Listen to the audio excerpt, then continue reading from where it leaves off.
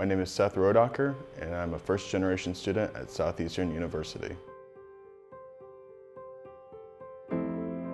Being a first-generation student, you would think it has a lot of pressure behind it because you're kind of holding the lineage and the representation of like your family and the hard work that they've put in to kind of get you to where you are now.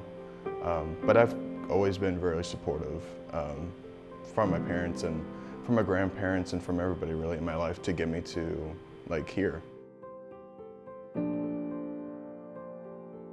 I've realized that there's a lot of spiritual growth that comes from going to college. Whether it's public or private, you learn a lot about yourself and what God has for your life.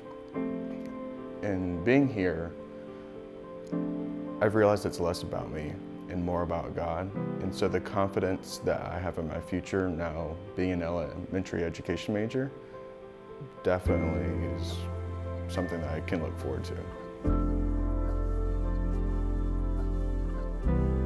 The experiences and the stories that you can take away from your college experience are going to carry you through the rest of your years.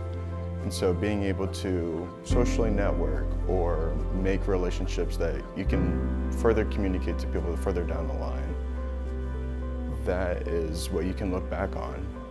Because you're going to be stressed about tests and you'll probably miss a couple homework assignments, but it's the laughter and it's the joy that you can have hanging out with your friends at midnight that you'll be able to say, this is what my college years were about.